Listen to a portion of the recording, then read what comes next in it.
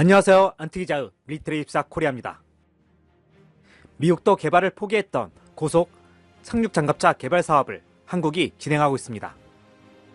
그러나 2013년 9월 포항 앞바다에서 테스트 중이던 시차량이 침수 사고로 인해 하나 에어로스페이스 기술자 2명이 사망하는 사건으로 잠정 중단된 상태였으나 최근 원인을 파악하여 본격적인 체계 개발을 위해 준비 중입니다. 군사 전문 잡지 밀리터리 리뷰에서 KAAV2 시제 차량 사진을 입수하여 공개했으며 관련 최신 기술도 소개했습니다. 오늘은 KAAV2 상륙장갑차의 성능과 적용된 신기술에 대해 분석해보는 시간을 가져볼까 합니다. 본 동영상은 군사 전문 잡지 밀리터리 리뷰 내용 일부를 포함하고 있음을 밝힙니다. KAAV2 개발 시작. 해병대는 168대의 KAAV-7A1 상륙장갑차를 운영하고 있으며 2028년이면 책정된 30년 후 운영 수명이 끝나게 되며 현대전을 수행하는 데 있어 화력과 방어력이 부족하다는 평가를 받고 있습니다.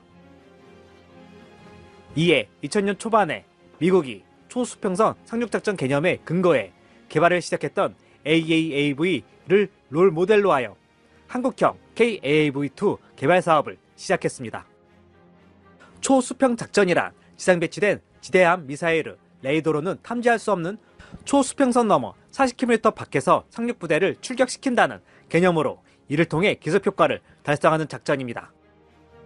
그러나 40km의 거리를 기존에 운영하던 AAV-7 상륙장갑차로 수상 항해를 통해 해안선까지 당도하려면 7노트 속도로 진행하므로 해안선까지 3시간 30분 이상 소요되게 됩니다. 이렇게 시간이 걸릴 경우 상륙장갑차는 그만큼 위협에 노출되게 되며 탑승한 병력들의 체력 소진 및 스트레스는 엄청나게 됩니다. 미군은 이러한 문제를 극복하기 위해 수상항해 속도를 25노트 이상의 차기 상륙장갑차 개발 사업을 진행했습니다. 특히 AAV-7A1 상륙장갑차는 급조 폭발물이나 대전차질에 RPG에 취약해 문제점을 노출했었고 이러한 문제점을 해결해야 했습니다. 이에 상륙장갑차의 전면전 능력 강화를 요구함과 동시에 고속주행을 목표로 개발을 진행했습니다. 초수평선 작전을 수행하기 위해 고속주행에 중점을 두어 가변식 활주형 동체 기술을 적용해 기대가 높았지만 이 때문에 구조가 복잡해져 고장이 다소 발생함은 물론 신뢰성도 낮았습니다. 이와 더불어 개발 과정에서 개발비 상승으로 인해 대당 단가가 2,200만 달러, 한화로 약 300억 원이 넘어버리게 되었습니다. 이와 더불어 고속주행을 위해 방어력을 희생시켜야 했기 때문에 대전차지뢰나 RPG 로켓에 너무 취약해 해병대는 도입을 포기하고 맙니다. 특히 초수평선 개념이 확립된 1970년대만 해도 대한미사일은 수평선 너머 함정을 공격할 능력은 없었지만 지금은 저렴한 무인기를 활용해 수평선 너머에 대한 정찰을 손쉽게 할 수 있게 되었습니다. 특히 현대적인 대한미사일은 대략적인 위치만 입력하면 스스로 수상함을 공격할 수 있게 되었습니다. 그러나 이지스 방공 시스템을 탑재한 함정들은 이에 대한 방어 능력이 있으므로 미국은 초수평선 교리를 포기하고 해안선 20km 거리에서 진행하는 상륙전 교리를 채택하게 됩니다. 이에 상륙작전이 해안선에서 20km 정도에서 진행한다면 1시간 만에 해안선에 도착하기 위해서는 10에서 12노트 성능만 있으면 가능하게 되었습니다. 이러한 교리 변화로 인해서 새로 건조된 마라도함의 대공방어 능력이 대폭 강화되었습니다. KAAV2 차기 상륙 돌격장갑차의 성능은 KAAV2 차기 상륙 돌격장갑차 사업은 국내 방산업체와 국방과학연구소 등이 기술적 수준과 리스크 분석을 통해 미국이 개발하다 포기한 차세대 상륙 돌격장갑차의 장점을 취하는 동시에 기술적 리스크를 줄이는 절충안을 마련했습니다. 그 절충안은 미국 차기 상륙 돌격 장갑차는 2700마력 엔진의 수산속도 46km 속도를 목표로 했지만 한국형은 1500마력 이상 엔진의 수산속도 20km로 낮추어 기술적 리스크를 낮췄습니다. 그러나 효과적으로 수상주행을 하기 위해 바하 활주형 선형을 변형할 수 있도록 적용했습니다. 이는 궤도를 유기압 서스펜스를 활용해 동체 내부로 끌어올린 후 측면 플랩으로 궤도와 로드 위를 덮어 저항을 줄였으며 전면의 파도막이와 후방의 트랜섬 플립을 전개시켜 활주형 선형을 만들게 됩니다. KAV2가 20km 아우어 수준 후 수상항의 능력을 확보하기 위해서는 1500마력 엔진이면 충분히 가능하나 강한 파도나 조류가 존재하고 성능 개량으로 인해 부피와 중량이 늘어날 수 있으므로 국방과학연구소는 2000마력 엔진을 요구했습니다.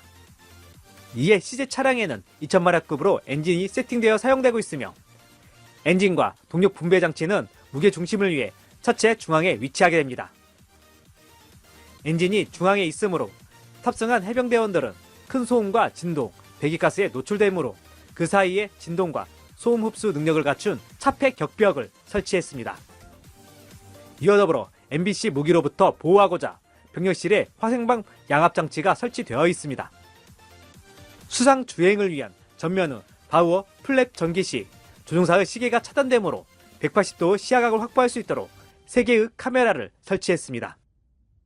특히 KAV 차세대 장갑차는 포탑의 중량과 최적을 줄이고자 40mm CTA 기관포를 탑재한 무인 포탑을 탑재할 계획입니다. 풍산이 개발한 40mm CTA 다목적 고폭탄은 전자식 시한 신관을 갖추고 있어 사격 시 각각 충격 모드 및 시한 모드가 입력됩니다. 충격 모드 시 접촉과 동시에 폭발함으로 주로 차량과 벙커 공격에 사용되며 시한 모드는 표적 주변에서 탄을 공중 폭발시킬 수 있어 적 보병이나 무인기 등에 사용할 수 있습니다. 이와 더불어 APF, SDS 탄과 연습탄 등도 개발해 놓았습니다. KAV2 개발에 있어 유무히 복합 운영을 할 수 있도록 관련 기술을 개발 중에 있습니다. 필요시 KAV2를 무인으로 원격 운영함으로써 무인형 KAV2를 활용하여 통로 개척 장비와 기타 화력 지원 장비를 운영할 수 있게 하기 위함입니다. 이러한 유무인 복합 운영 개념은 미국의 차세대 보병장갑차 XM30 OMFV에 최초 적용된 것으로서 지뢰나 적의 집중 공격에 노출 가능성이 높은 선도 차량을 무인으로 운영할 계획입니다. 다만 큰 리스트는 국내 개발로 결정된 엔진을 비롯한 동력 시스템입니다. K2 전차 개발에서 드러났듯이 동력체계 개발이 결코 쉬운 것이 아니며 개발이 늦어질 경우 KAV2 개발 배치에 있어 악영향을 미치게 됩니다. 그러나 국산화에 성공한 1500마력 엔진과 변속기를 활용해 개발한다면 1800마력 엔진까지는 무난히 개발 가능하다고 평가받고 있으며 무리하게 2000마력 엔진 적용을 하지 않는다면 개발 리스크는 크게 낮출 수 있을 것입니다. 앞에서 설명했지만 수상 주행에서 10에서 12노트 속도를 내기 위해서는 1500마력 엔진으로도 가능하기 때문입니다.